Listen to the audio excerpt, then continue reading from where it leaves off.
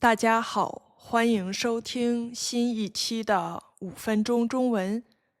5分钟中文是一档每周末更新的中文播客，用地道的中文跟大家聊学习和生活中有意思的事儿。除了在各大播客平台，您也可以在 YouTube 上观看有多语言字幕的5分钟中文，欢迎大家观看和收听。节目开始前，我想先祝大家2026年新年快乐，祝大家在新的一年里心想事成，万事如意。今天我也不免俗，就跟大家简单聊聊我过去的一年，还有2026年的新年目标。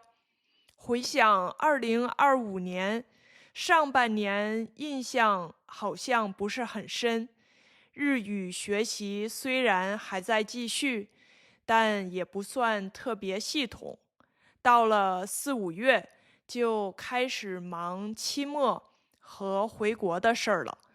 6月回中国前，我先去了日本。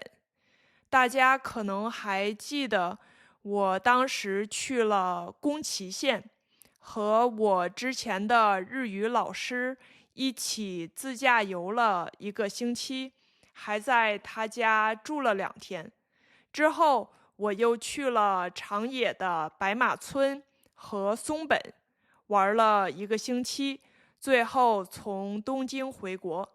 我到现在还常常回忆那次旅行的点点滴滴，真的是一生只有一次的旅行。在中国的时候，我去了安徽合肥找大学同学玩儿，也顺便回母校看了看。合肥这几年发展变化真的特别大，让我挺惊讶的。后来我又去了辽宁的丹东，丹东是我现在住的美国城市的姐妹城市。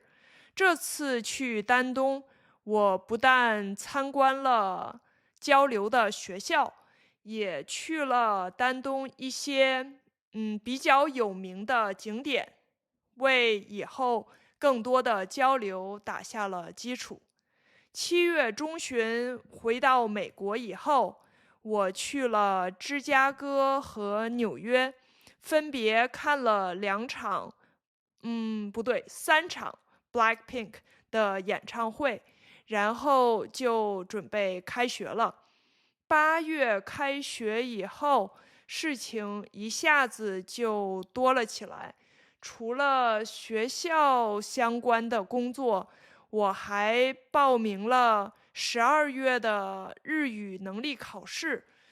报名之后才发现要学的东西还是挺多的，所以多了一层额外的压力，每天都感觉时间不太够用。考完了之后，虽然感觉不是很理想，但是这个学习的过程对我来说还是挺有收获的。不管是对我自己的语言学习，还是对我平时的中文教学，都很有启发。说到新的一年，我会继续学习日语，应该也会报名参加今年年底的日语考试。我下载了一个日语学习的手机应用，每天按计划背15个单词，也会复习学过的单词。我也坚持每天至少读1页日语原版小说。我现在读的书叫《便利店人间》，大家可能听过，我觉得很有意思。平时我开车或者没事儿的时候，我也会听一些日语新闻和播客，保证每天都能接触到日语。今年夏天我也计划再次去日本旅行，如果可能的话，我每年都想去一次日本。除此之外，我现在也在和另一个老师一起，在推进一个中美文化交流的游学项目，希望今年6月能有机会带学生去中国。新的一年我也会继续坚持健身。今年我希望精进自己的技术，循序渐进，变得更强。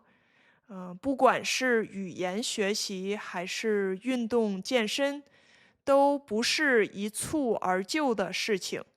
但是只要每天坚持努力，就一定会有所收获的。谢谢大家一年以来对5分钟中文的喜爱和支持。希望在新的一年里，5分钟中文可以继续陪伴大家，给大家的中文学习增添一些乐趣。如果您有什么意见和建议，欢迎您留言、发短信或者邮件告诉我。感谢您的收听，我们下期再见。